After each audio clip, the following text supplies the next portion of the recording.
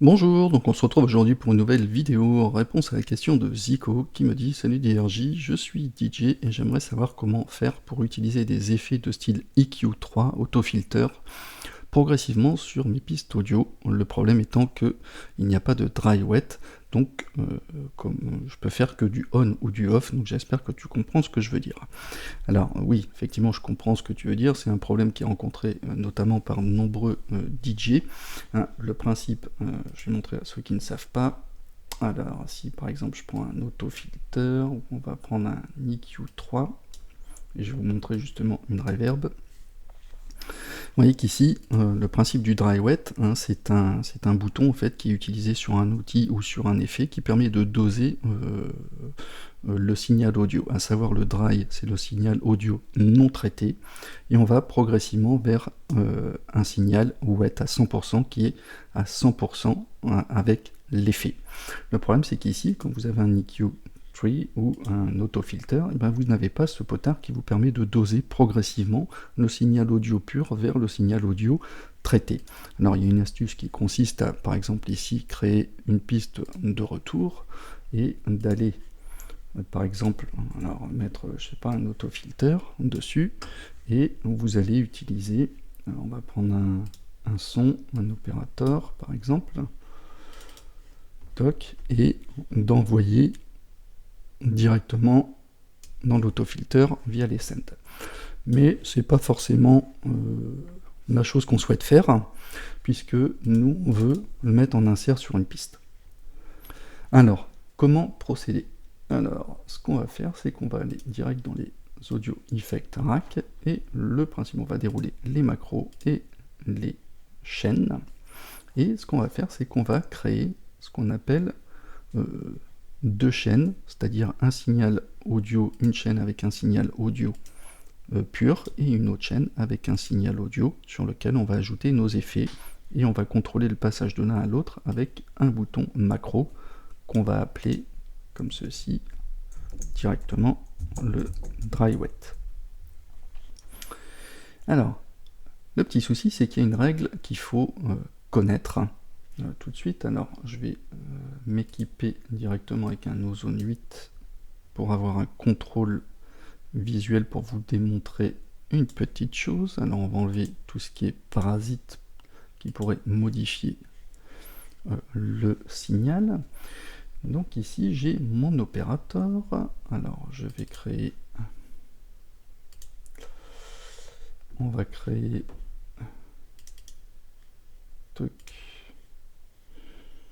alors, je vais le mettre en C2. On va faire une boucle assez longue.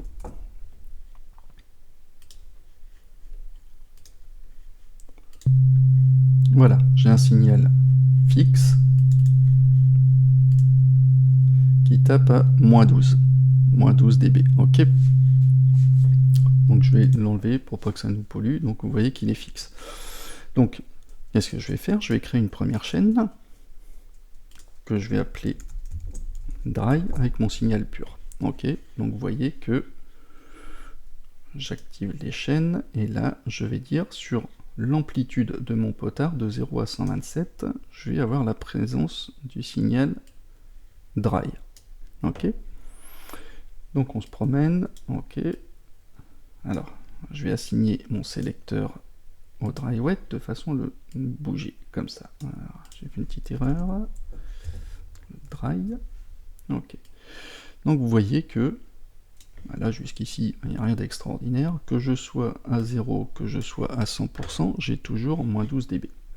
Sauf qu'il y a une règle qui dit que si on double le signal, je le duplique, là je vais le renommer et je vais l'appeler wet, avant même d'ajouter quoi que ce soit comme effet, vous voyez que je passe à -6 dB. C'est-à-dire que je sois là, que je sois là, ou que je sois au milieu, forcément mon signal est doublé, donc je suis à -6 dB. Donc je modifie les niveaux. Il y a une règle qui dit que effectivement les niveaux doublent tous les 6 dB et la puissance tous les 3 dB. Alors, c'est démontré ici, hein, sur le site de VB Audio. Alors après, je vais pas tout vous expliquer, hein, je maîtrise pas, je suis pas équipé pour vous expliquer la chose, mais de manière générale, les formules nous font dire que les niveaux doublent tous les 6 dB et les puissances tous les 3 dB. Donc les niveaux doublent tous les 6 dB, en gros, ben voilà, je double mon niveau, et effectivement j'ai une différence de moins 12 à moins 6, j'ai bien mes 6 dB. Sauf qu'il va falloir compenser, puisque le but ici, c'est d'emmener le dry progressivement à disparaître, puisque le dry, c'est-à-dire le signal pur, lui, il va disparaître progressivement. Donc là, je vais prendre les faders avec les petites encoches. Alors, une petite chose avant aussi, c'est qu'au début, là, je sais que j'ai du dry de 0 à 127, mais je veux que sur le dernier, c'est-à-dire quand je serai à fond sur mon wet, je veux qu'il n'y ait que du wet. Donc je vais aller jusqu'à 126. Ok? Ça veut dire j'ai du dry progressivement, il va disparaître progressivement avec les fade out, il va disparaître progressivement jusqu'à 126, et à 127, il sera plus là. Et là, pareil, comme ça, quand je serai à 0, je veux que du dry et pas du wet, donc le wet, je vais le commencer à 1. Si bien que quand je suis à 0, j'ai que du dry, et quand je suis à fond, j'ai que du wet. Ok, donc on va aller progressivement, lui, il va arriver progressivement pour aller à l'effet. D'accord? Donc là, j'enlève progressivement l'effet non traité, je fais venir l'effet traité. Et là, sauf qu'il va se passer une petite chose, c'est que, vous voyez que ici, donc à 0, je suis à moins 12 dB, on est d'accord, puisque j'ai que du dry, à fond, j'ai que du wet à 12, sauf que quand je suis au milieu, bien évidemment, là je vais avoir un problème puisque je suis à 9. Donc il va falloir compenser en fait, puisque là j'ai un maximum d'énergie du dry et du wet au milieu. Donc il va falloir que je le compense, j'ai 3 dB de différence. Donc qu'est-ce que je vais faire? C'est qu'avec mon potard, je vais dire ici, je vais mapper